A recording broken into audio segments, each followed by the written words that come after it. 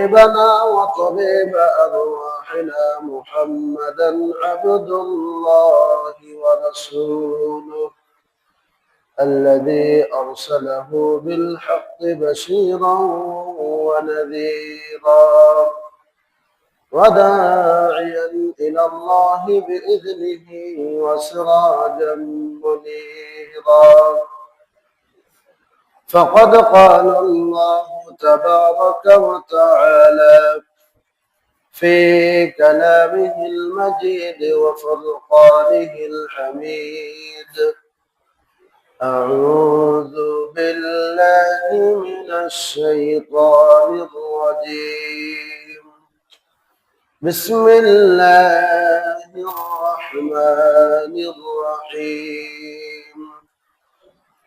وعهدنا إلى إبراهيم وإسماعيل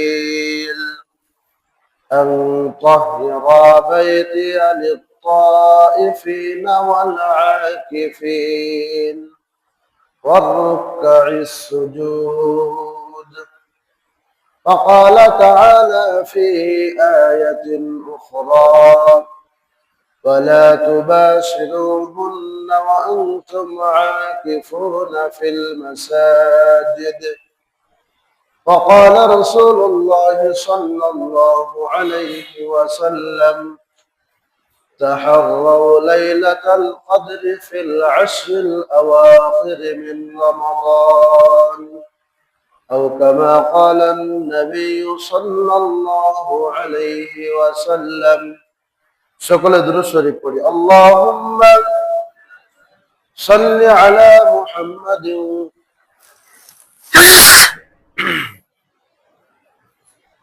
ওয়া আলা আলি মুহাম্মাদ কামা সাল্লাইতা আলা ইব্রাহিম ওয়া আলা আলি ইব্রাহিম ইন্নাকা হামিদুম মাজিদ।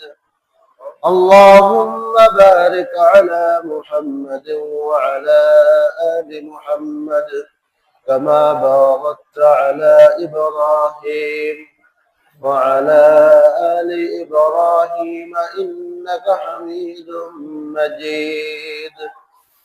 الحمد لله। আমরা সর্বপ্রথম সেই মহান রব্বে জালালের শাহী দরবারে শুকরিয়া জ্ঞাপন করি, যিনি আমাদের সকলকে রমাদানুল মুবারকের তৃতীয় জুমায় দুনিয়ার সকল কাজকর্ম থেকে ফারিগ করে জুমার 2 রাকাত ফরজ নামাজ আদায় করার উদ্দেশ্যে আগে ভাগে মসজিদে আগমনের তৌফিক দিয়েছেন। সেই মহান রব্বে পাকের দরবারে শুকরিয়া জ্ঞাপন করি আলহামদুলিল্লাহ।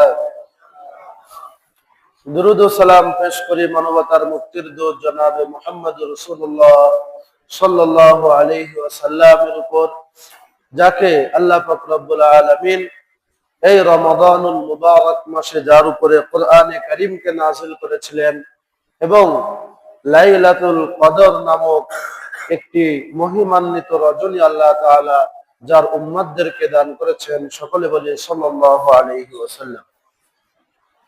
তো আমরা দেখতে দেখতে রমাদানুল মুবারকের রহমতের দশক আমরা পার করেছি।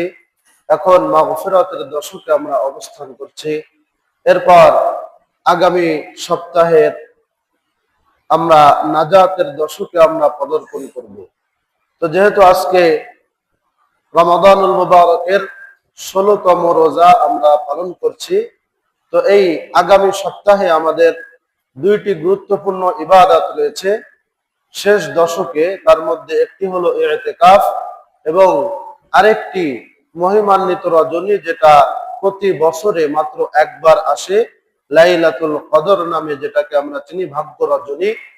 এই রজনী ফজিলত এবং গুরুত্ব কি এবং ইতিকাফ কিভাবে আমরা পালন করব, এ সম্পর্কে আমরা কোরআন এবং সুন্নাহ থেকে জানার চেষ্টা করব ইনশাআল্লাহ। তো আমি 2 নম্বর সূরা সূরাতুল বাকারার 125 নম্বর আয়াত এবং 2 নম্বর সূরা সূরাতুল বাকারার 187 নম্বর আয়াত আমি তেলাওয়াত করেছি, যে আয়াতের মধ্যে আল্লাহ তাআলা ইতিকাফ নামক গুরুত্বপূর্ণ ইবাদতের কথা আল্লাহ তাআলা উম্মতে মুহাম্মাদের জন্য উল্লেখ করেছেন। আল্লাহ তাআলা সূরাতুল বাকারার 125 নম্বর আয়াতে হযরত ইব্রাহিম এবং হযরত ইসমাঈল আলাইহিস সালামকে একটি বিষয় নির্দেশনা দিয়েছেন। যেভাবে আল্লাহ তাআলা নির্দেশে হযরত ইব্রাহিম আলাইহিস সালাম কাবা শরীফকে নির্মাণ করেন, অনুরূপভাবে কাবা শরীফ পরিষ্কার পরিচ্ছন্ন রাখার দায়িত্ব আল্লাহ তাআলা নিজে হযরত ইব্রাহিম এবং হযরত ইসমাঈলকে দিয়েছিলেন। সুবহানাল্লাহ।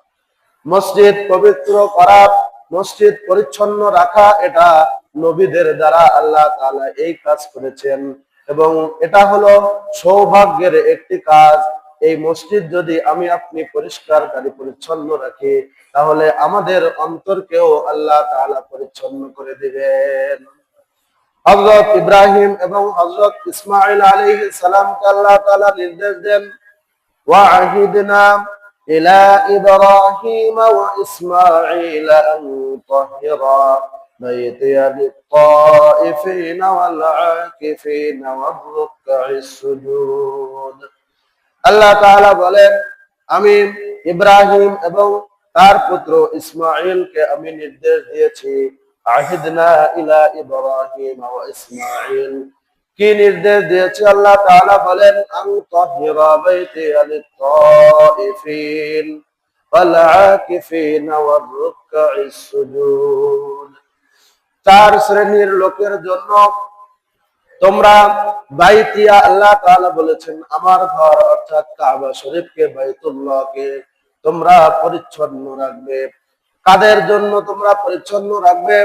লিত-তাইফিন, 1 নম্বরে আল্লাহ তাআলা বলেছেন যারা তাওয়াফ করবে, অর্থাৎ বিশ্বের বিভিন্ন প্রান্ত থেকে যারা কাবা শরীফ জিয়ারত করার জন্য, তাওয়াফ করার জন্য, চক্কর দেওয়ার জন্য যারা আসবে, তাদের জন্য তোমরা এই কাবা শরীফকে সার্বক্ষণিক পরিচ্ছন্ন রাখবে।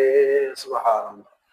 এরপর দ্বিতীয় যে শ্রেণীর ব্যক্তিদের কথা আল্লাহ তাআলা এই সূরার মধ্যে, এই সূরার 125 নম্বর আয়াতে ইরশাদ করেছেন, তারা হলেন ওয়াল আকিফিন, অর্থাৎ যারা ইতিকাফ করবে, দুনিয়ার সব কিছু ভুলে আল্লাহর মসজিদে, আল্লাহ তাআলার ঘরে যারা নিজেদেরকে আবদ্ধ রাখবে, ওই সকল মানুষদের জন্য তোমরা পিতা পুত্র আমার ঘরকে সার্বক্ষণিক পরিচ্ছন্ন রাখবে। সুবহানাল্লাহ। তাহলে বোঝা গেল যে ইতিকাফ এটা সাধারণ কোনো ইবাদত নয়, যেটার কথা আল্লাহ তাআলা কোরআনে কারিমে দুইটি আয়াতের মধ্যে আল্লাহ তাআলা এই ইতিকাফের কথা উল্লেখ করেছেন। আর কোন আয়াতে আল্লাহ তাআলা উল্লেখ করেছেন? সূরাতুল বাকারা 2 নম্বর সূরার 187 নম্বর আয়াতে আল্লাহ তাআলা উল্লেখ করেছেন ইতিকাফের যে সকল বিধিবিধান রয়েছে, বিধি নিষেধ রয়েছে, তার মধ্যে একটি বিধি নিষেধের কথা উল্লেখ করতে গিয়ে আল্লাহ তাআলা বলেন, ওয়ালা তুবাশিরুহুন্না ওয়া আনতুম আকিফুনা ফিল মাসাজিদ।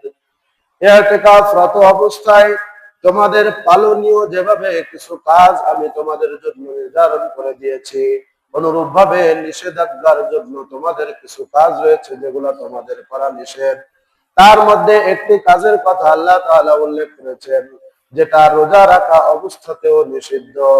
আল্লাহ তাআলা বলেন, ওয়ালা তুবাশিরুহুন্না, তোমাদের সহধর্মিনীদের কাছে তোমরা গমন করবে না, ওয়া আনতুম আকিফুনা ফিল মাসাজিদ, মসজিদে ইতিকাফরত অবস্থায় তোমাদের অর্ধাঙ্গিনী সহধর্মিনী তোমাদের স্ত্রীদের কাছে তোমরা গমন করবে না।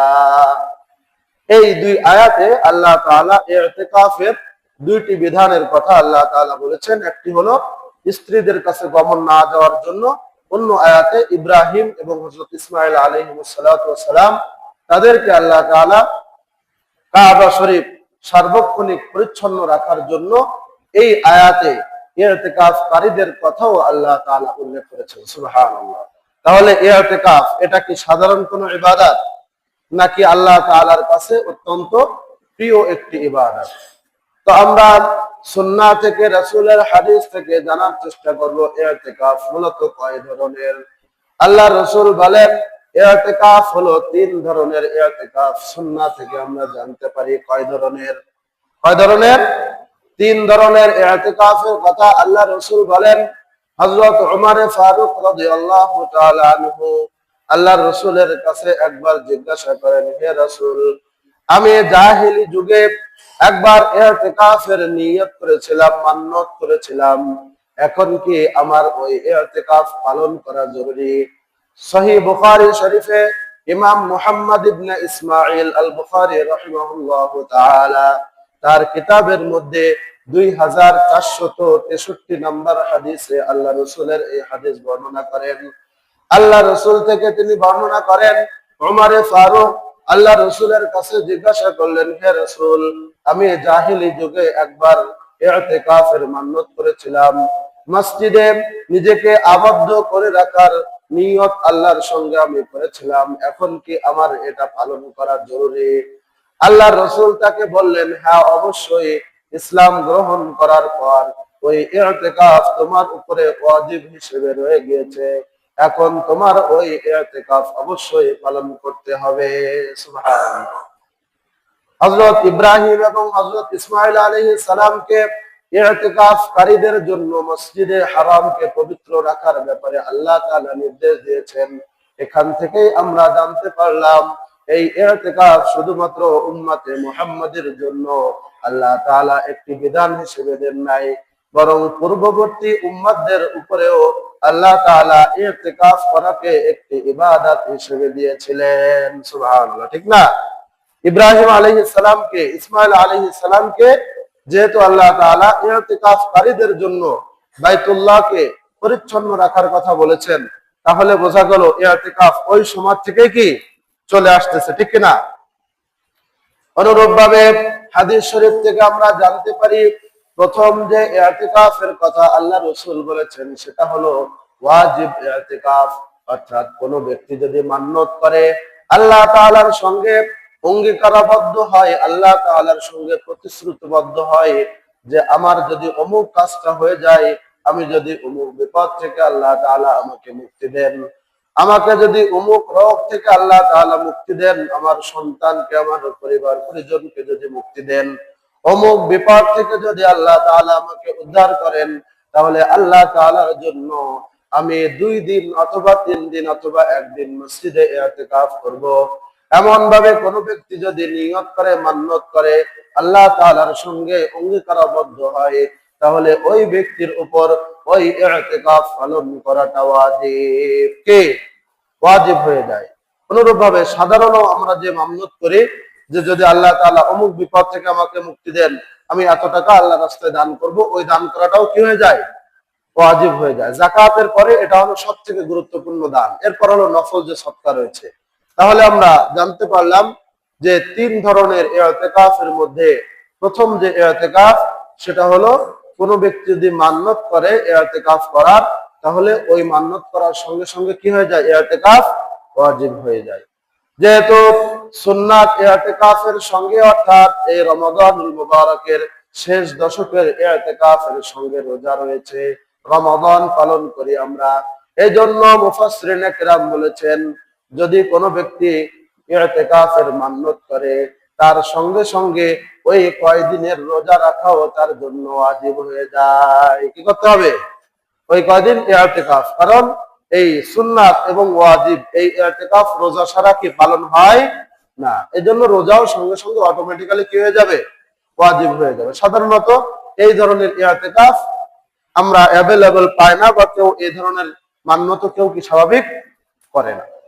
এরপর দ্বিতীয় যে ইতিকাফের কথা, সহিহ বুখারী শরীফে আল্লাহ রাসূল সাল্লাল্লাহু আলাইহি ওয়াসাল্লাম লাইলাতুল কদরকে তালাশ করার জন্য 2020 অর্থাৎ 2020 যে সাল চলে গিয়েছে, এই সালের সঙ্গে মিল রেখে আল্লাহ রাসূলের একটি হাদিস, তাহাররাউ লাইলাতাল কদরি ফিল আশরিল আওয়াখির মিন রমাদান, আল্লাহ রাসূল বলেন তোমার রমাদানের শেষ দশকে তোমরা লাইলাতুল কদরকে তোমরা তালাশ করবে। এই তালাশ করা যেন আমার আপনার জন্য সহজ হয়ে যায়, এই জন্য শেষ দশকে ইতিকাফ করাকে আল্লাহ রাসূল উম্মতে মুহাম্মাদের জন্য সুন্নাতে মুআক্কাদা আলাল কিফায়া হিসেবে সাব্যস্ত করে দিয়েছেন। প্রত্যেক জামে মসজিদে একজন করে কমপক্ষে কেউ যদি ইআতিকাফ না করে ওই এলাকার সকল মানুষ কি হবে? গুনাহগার হবে। এজন্য শেষ দশকে ইআতিকাফ করতে হবে।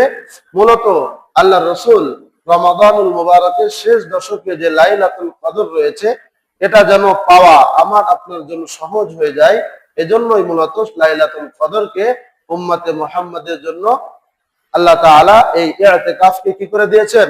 ওয়াজিব করে দিয়েছেন। আল্লাহ রাসূল তার মদিনার জীবনে, আমরা মদিনার জীবনে ঘেটে আল্লাহ রাসূলের দেখতে পাই তিনি কোনো বছর এক বছরও তিনি ইআতিকাফ ছাড়া ছিলেন না। শুধুমাত্র একটি বছর আল্লাহর রাসূল তিনি ইআতিকাফ করতে পারেন নাই একটি যুদ্ধ অভিযানের কারণে।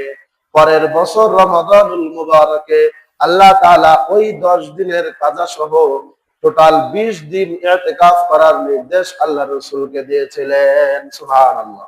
তাহলে বোঝা গেল যে আল্লাহ রাসূল তিনি মদিনার যে 11 বছরের তার জিন্দেগি, এই 11 বছরের এক বছর আল্লাহ রাসূল কি তিনি ইআতিকাফ ছাড়া ছিলেন না। ছিলেন এক বছর কাজা হয়ে গিয়েছে, পরবর্তী বছর আল্লাহ তাআলা তাকে নির্দেশ দিয়েছেন যে আপনি ওই 10 দিন সহ আরো কি 10 দিন, টোটাল 20 দিন আপনি ইআতিকাফ করুন। তো লাইলাতুল কদর তালাশ করার জন্য আমার আপনার জন্য আল্লাহ তাআলা এই ইআতিকাফের বিধানকে দিয়েছেন। ইআতিকাফ শেষ দশকে আমরা 20 রমাদান দিবাগত রাত থেকে অর্থাৎ 21 তারাবি শুরু হওয়ার আগে থেকে 21 রজনী শুরু হওয়ার আগে সূর্য অস্তমিত হওয়ার পূর্বে 20 রমজান সূর্য অস্তমিত হওয়ার পূর্বেই মসজিদে অবস্থান করতে হবে। আগামী মঙ্গলবার, কিবার মঙ্গলবার বিশ্ব জানা, আজকে কত রোজা? কত? 16, হিসাব নাই নাকি? আমাদের আজকে হলো 16তম রোজা আমরা পালন করছি, আগামী মঙ্গলবার হলো 20তম রোজা। কেউ যদি ইআতিকাফ পালন করতে চান তাহলে আগামী মঙ্গলবার সূর্য অস্তমিত হওয়ার পূর্বেই মসজিদে আসতে হবে, অবস্থান করতে হবে এবং ঈদের চাঁদ ওঠা পর্যন্ত কি কোথায় থাকতে হবে? মসজিদে থাকতে হবে। এটা হলো সুন্নাতে মুআক্কাদা ইআতিকাফ, পাঞ্জে গাদা মসজিদে, এটা হলো সুন্নাতে মুআক্কাদা না জামে মসজিদের জন্য এটা জরুরি। কেউ যদি পাঞ্জে গানা মসজিদে থাকতে চায় তাহলে আল্লাহ তাআলা তার আমলনামায় সওয়াবের ব্যবস্থা করবেন। তৃতীয় যে ইআতিকাফের কথা আল্লাহ রাসূল হাদিস শরীফে বলেছেন সেটা হলো নফল ইআতিকাফ। আমরা যখনই নামাজের জন্য মসজিদে আগমন করি ওই সময় যদি আমরা নফল ইআতিকাফের নিয়ত করি, যতক্ষণ পর্যন্ত মসজিদে থাকব, যদি ইবাদত নাও করে যদি আমি আপনি বসে থাকি তাহলে এই বসে থাকাটাও আল্লাহ তাআলার কাছে ইবাদত হিসেবে গণ্য হবে। সুবহানাল্লাহ।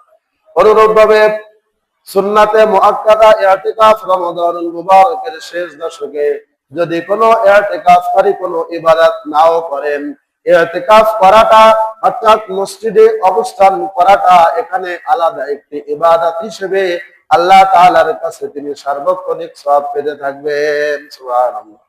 আর রমাদানুল মুবারকে অন্য মাসে একটি ইবাদত করলে যে সওয়াব হয়, রমাদানুল মুবারকে কয় গুণ সওয়াব হয়?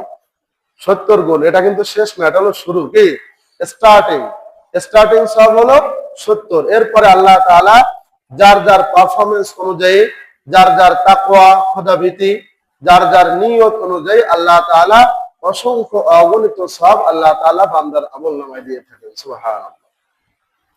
তো এই ইআতিকাফ করার পূর্বে ইআতিকাফের কিছু বিধি নিষেধ সম্পর্কে আমার আপনার জানার দরকার আছে কিনা। ইআতিকাফ কোন পুরুষ ব্যক্তি, পুরুষদের উপরে এটা হলো সুন্নাতে মুআক্কাদা আলাল কিফায়া, মহিলাদের উপরে কোনো সুন্নাত নাই। তারা যদি নফল ইবাদত করতে চায়, ইআতিকাফ করতে চায় তাহলে ঘরের এক কোণে যেখানে তারা নামাজ আদায় করে নিজেদেরকে সেখানে আবদ্ধ করে নিলে আল্লাহ তাআলা তাদেরকে সওয়াব দিবেন। মসজিদে ইআতিকাফরত অবস্থায় ওই ব্যক্তি যদি ইমার্জেন্সি কোনো প্রয়োজন ছাড়া অর্থাৎ তার টয়লেট বা ইত্যাদি প্রয়োজন ছাড়া মসজিদের এরিয়ার বাইরে যায় তাহলে ওই ব্যক্তির ওই ইআতিকাফ সঙ্গে সঙ্গে ফাসেদ হয়ে যাবে। কি হয়ে যাবে? অনেকে আছেন যে মাগরিবের পর একটু চা না খাইলে কি হয় না, তাই না? ইফতারের পর একটু চা খাইতে হয়, ইআতিকাফে বসেছেন, তিনি বাইরে চা খেতে কি চলে গিয়েছেন, তার ইআতিকাফ কি থাকবে? আর এই ইআতিকাফে বসে একবার যদি ইআতিকাফ নষ্ট হয়ে যায় তাহলে এটা কাজা করা কি হয়ে যায়? ওয়াজিব হয়ে যায়।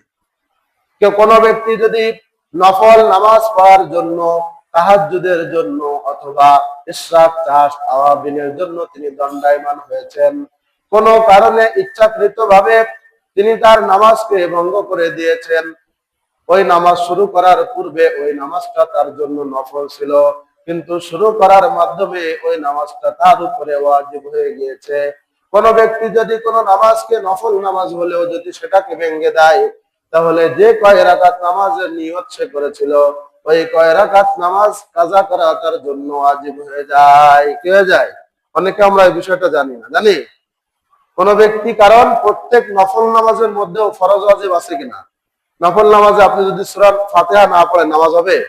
সূরা ফাতিহা পড়া কি নামাজ নফল, সূরা ফাতিহা পড়া কি ওয়াজিব। অনুরূপ ভাবে অন্য সূরা মিলানো ওয়াজিব, টোটাল কিরাত পড়া এটা হলো ফরজ। আর নফল নামাজের মধ্যে দাঁড়ানো এটা হলো তার জন্য ইচ্ছাধীন হয়ে যায়। যদি কেউ দাঁড়িয়ে নামাজ পড়ে তার জন্য বেশি পূর্ণ সওয়াব হবে, যদি কোনো ব্যক্তি বসে নামাজ পড়ে অর্ধেক সওয়াব হবে। রুকু সিজদা ছাড়া নফল নামাজ হবে? এগুলা করাও কি নামাজ নফল, কিন্তু তার মধ্যে রুকু করা সিজদা করা এটা হলো ফরজ। এটা কি ফরজ। এজন্য যারা আমরা ইতিকাফ করব এই 10 দিন আল্লাহ তাআলার জন্য, তার ঘরে সব থেকে পবিত্রতম স্থানে, আল্লাহ তাআলার কাছে আহাব্বুল বিলাদ ইলাল্লাহি মাসাজিদুহা ওয়া আবগাদুল বিলাদ ইলাল্লাহি আসওয়াকুহা। আল্লাহ রাসূল বলেন, আল্লাহ তাআলার কাছে দুনিয়ার মধ্যে সব থেকে প্রিয়তম স্থান, পবিত্রতম স্থান হলো মসজিদ, আর সব থেকে অপছন্দনীয় স্থান হলো বাজার। কে? মসজিদে আসলে আমরা অস্থির হয়ে যাই বাইরে বের হওয়ার জন্য। কিরাত যদি একটু লম্বা হয়ে যায়, কিরাত কি করতে হবে? শুধু কিরাত লম্বা হয়ে যাচ্ছে, ছোট করতে হবে, ঠিক না? আমরা মসজিদে আসলে বের হওয়ার জন্য অস্থির হয়ে যাই। আমরা ব্যস্ততা দেখাই, কার সামনে দেখাই? এটা কার ঘর? বাইতুল্লাহ, আল্লাহ তাআলার ঘর। সব ব্যস্ততা একদিন শেষ হয়ে যাবে।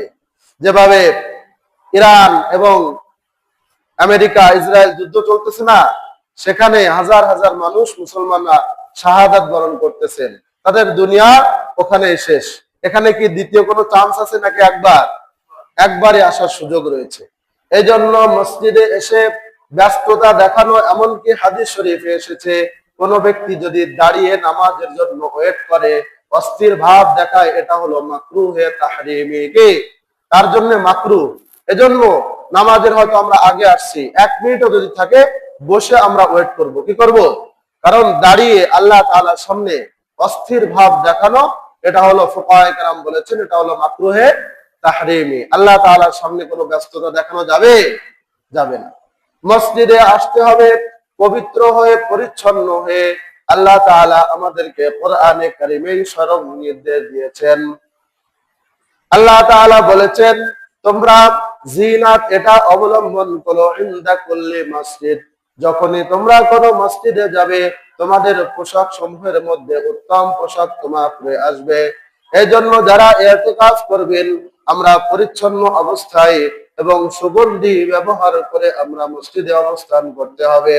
কারণ আমরা যখন দুনিয়াবী দিক থেকে প্রধানমন্ত্রী অথবা রাষ্ট্রপতির বাসভবনে যখন আমরা যাই, আমাদের পোশাকের মধ্যে সব থেকে সুন্দর পোশাকটা পরে আমরা সেখানে গমন করি, এবং সব থেকে দামি পারফিউমটা যেভাবে ব্যবহার করে ইউজ করে আমরা সেখানে গমন করি।